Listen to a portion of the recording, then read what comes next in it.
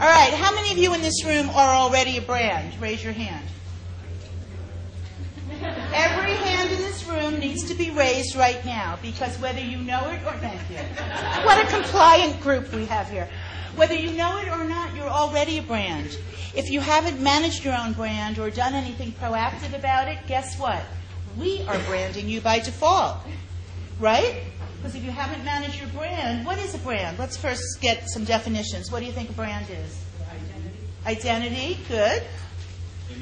Image.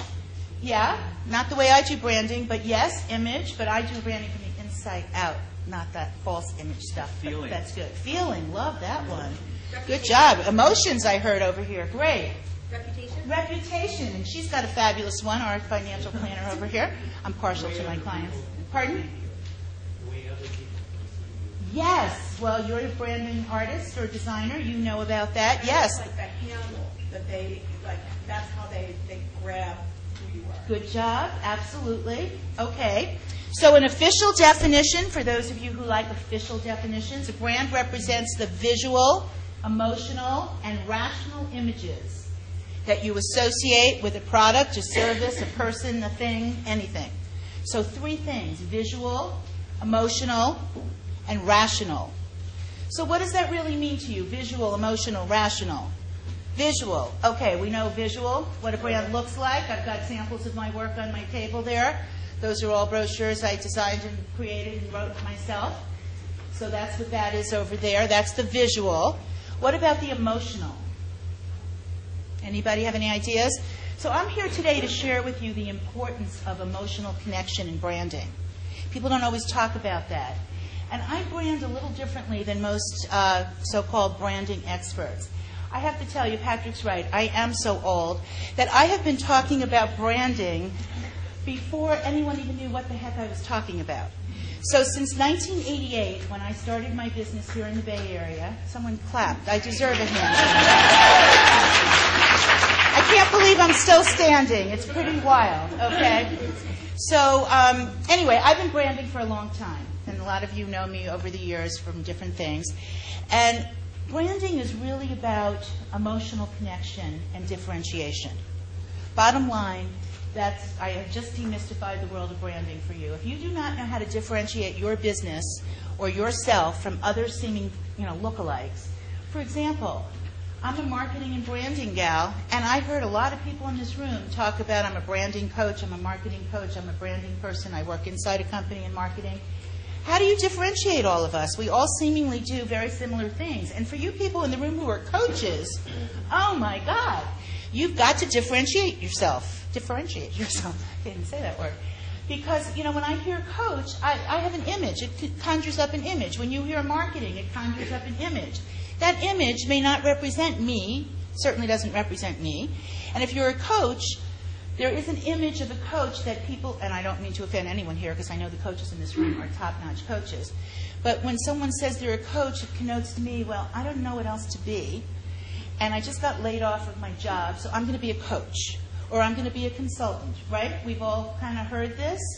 So if you are a coach or you are a consultant, I wouldn't call yourself that, number one. Differentiation. Differentiation is the magic bullet to branding. I speak a lot about not just a beautiful marketing piece and not just a great-looking website, and I'm digressing a little. I'm getting back to presents. But I just put together a kit, a 273-page do-it-yourself branding kit. It is all the work of my life within a front cover and a back cover. It is incredibly thrilling. The printer was supposed to bring me my first copy tonight. I don't know where she is. That's interesting, too. But I only bring this up for a particular reason. My life started flashing in front of me finishing this kit. And I wrote a prologue about how I got into branding. And I just want to briefly share a story with you. Then I'm coming back to presents, then I'm coming back to branding, and hit me if I forget all this stuff, okay? So I started thinking about how did I get into this in the first place? Now, some of you who are older, my age older, which is royally old, but we won't go there tonight, may remember a form of body work called Looyen work. Did anyone ever hear of it in this room? Well, maybe not, because it's 25 years old, and Mr. Looyen, my ex-husband, is now deceased. But if you Google Looyen work, or you Google Ted Looyen, you will see that this brand is still alive 25 years later. And it's the first brand I ever created. And I created it rather accidentally, because I had a bodywork husband, and I came from IBM and Xerox sales, so I've always been this way. And I'm a New Yorker, so you can't take this out of me. It's in my DNA. I'm just a natural, shameless self-promoter, and I've always been this way. And I can't help myself, and I don't understand why self-promotion is so difficult for most people on the planet, because it comes out of my pores morning, noon, and night. I don't know how to shut it off. So I married this guy named Ted Looyen, may he rest in peace, and he had a very esoteric form of bodywork. And his clients loved him, and they'd come week after week after week to get his work. And his work was amazing. And they never referred their friends, and he never was able to build his practice. So how many of you would like more clients? Raise your hand. I think every hand in this room should probably go up. You're at a networking event tonight, right? You came here to meet new people. So Ted, my ex-husband, wanted more clients, but he didn't know how to get them. And he didn't know how to describe his work. And then I decided, let me interview some of his clients and find out what they think about his work. Well, guess what? I'd say, how would you describe Ted's work to your friends and family? And they'd say, I tell them to just go see Ted. He's great.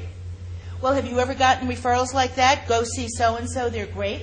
Does that get you to take action? Does that get you to write a check? Does that get you to make a phone call? Probably not. Right? We need to be able to articulate the value of what we do in a way that causes people to take action. So that's what I did for him. I actually branded him. I named this technique of his Looyen work, and I created all of the marketing materials. This is pre-website days, so everything was in print. But I created all of the language and all of the materials, but then something really interesting happened. Now, Ted, my ex-husband, looked like Sean Connery, very handsome, charismatic guy. I did not create him charismatically. I created his marketing message. But he couldn't talk about his work. And once he got this brochure back from the printer, he put them everywhere around the house. There was one on the nightstand, one in the bathroom, one on the back deck, one by the dog's house. Everywhere was his brochure, and he'd pick it up, and he'd go, wow, this is me. And this self-fulfilling thing would happen. It would be like a self-validation process. I saw him in this whole other way and branded him, and he hadn't yet stepped into the brand, if you know what I'm saying.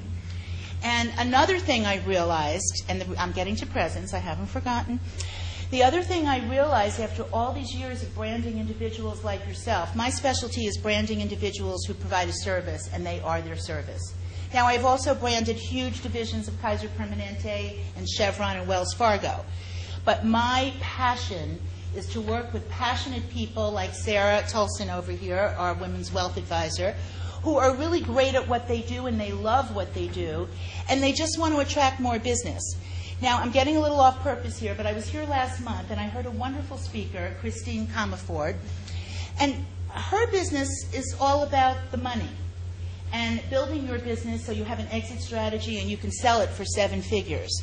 And I sat and listened to her talk, and I didn't get it because I'm not one of those people. I don't want to sell my business for 7 figures. I want to be able to. I'm in my 50s. I know I look like I'm 20, but on a good day. But I want to be doing what I do into my 70s. I still get excited over branding people. It's 22 years later that I've been doing brochures. I have a whole garage full of these things. How exciting can they be?